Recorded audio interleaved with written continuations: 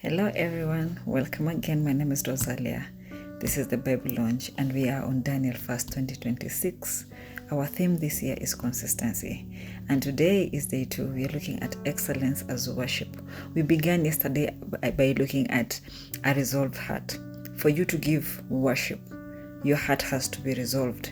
You have to make a decision within yourself. You have to set a desire within your own heart that you're going to partake onto a journey and walk and having an expectancy. That is, you are going to give up your worship to whom? To God alone.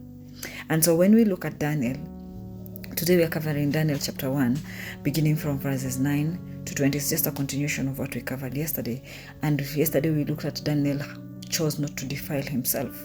Okay, and he is in captivity. And sometimes you might feel like you don't have a choice when you are in captivity, And when he had resolved his heart, when he had made a decision within himself, verse 9 begins to show us that now God caused the official, he caused the official to have favor and compassion on Daniel.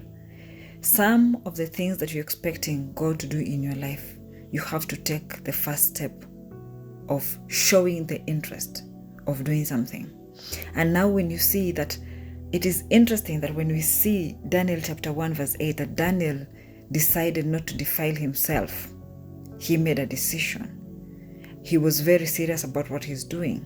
He was very sober. The next thing that God does is he causes the chief official to show him favor and compassion. And even though his request seemed like it would cost the chief official's life, not Daniel's life, it is very interesting to see that despite all these things that we are doing, God has gone before us to prepare a way. This man, he is worried that his life will be in danger for having accepted Daniel's wish, which is to be given food, to be given water and vegetables. He doesn't want to defile himself. And he says, I am afraid of my Lord King, the King, who has assigned you food and drink. Why should he see you looking worse than the other young men? The king would have my head because of you. It would even cost him his job. That is what he's trying to put. And so looking at Daniel, he had already made up his decision. He had already made up his mind. And so immediately Daniel goes forth to just look within himself. He goes over to Shadrach, Meshach, and Abednego, whom you are told before they were being called Hananiah, Mishael, and Azariah. And so this guy who was taking care of them, or who was guarding them at this particular moment, when Daniel and Shadrach and Meshach, they approach him and they say, oh, can you test us? Because I know your worry is that we will look worse than the other men. Just test us for 10 days. Take it as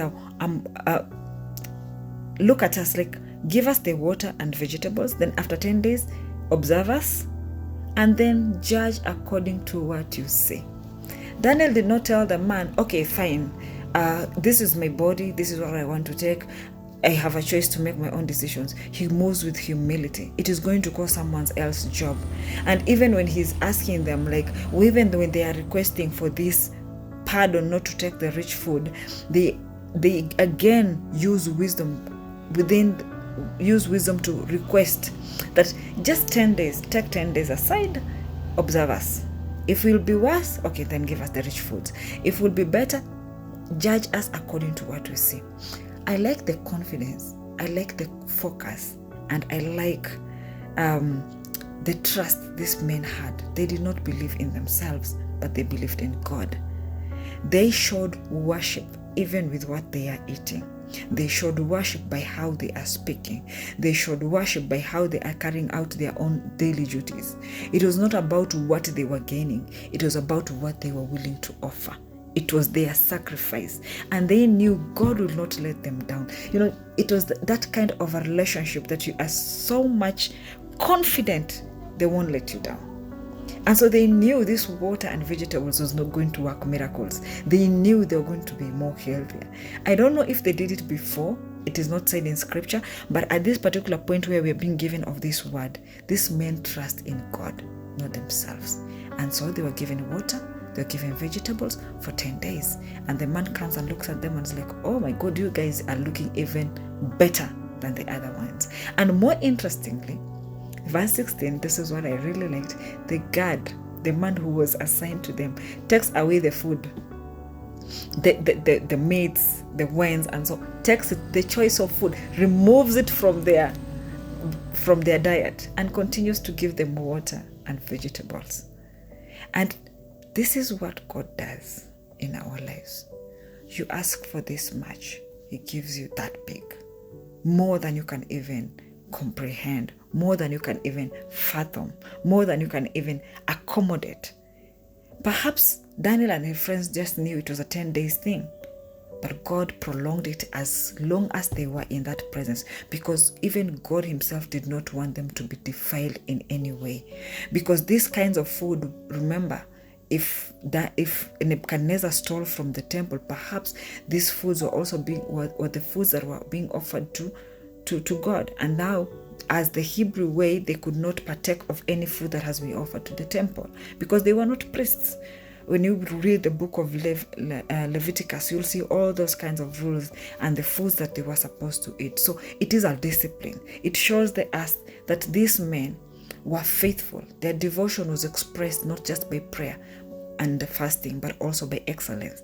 And then these men, after living in this area, being taught, and so now, for other years that they are learning, we are being told that God gave them knowledge. He gave them understanding of all kinds of literature and learning, and Daniel could understand visions and dreams of all kinds.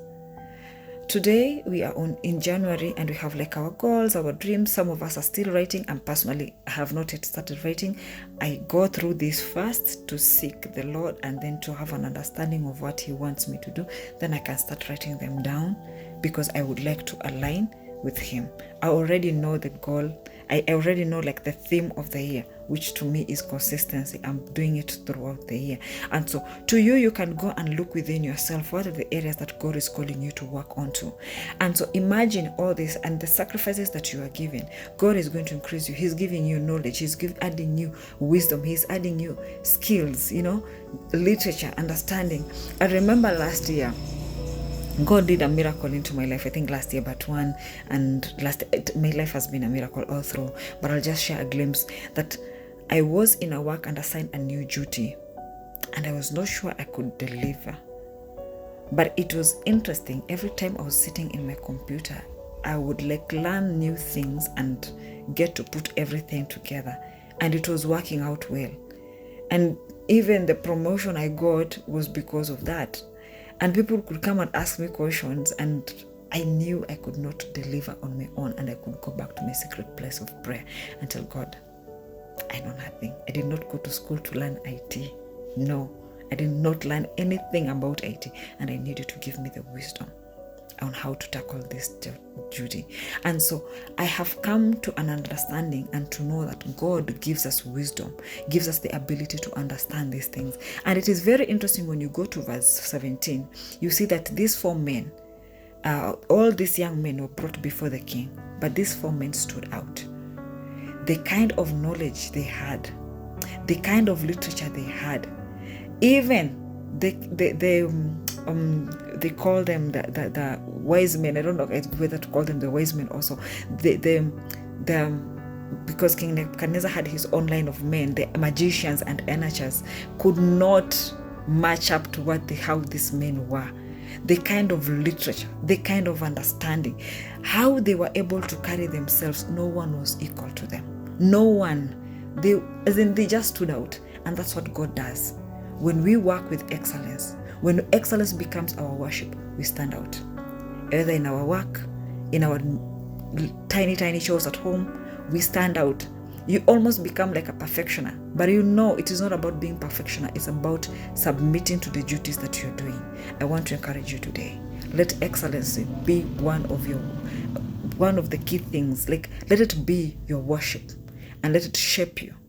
And may God give you the wisdom, the kind that He gave to Shadrach, Meshach, and Abednego, the kind of understanding that you may be able to stand out. Stand out in your areas of work. Stand out in your own homes. Even the little mundane things, stand out. Be encouraged today. Bye-bye.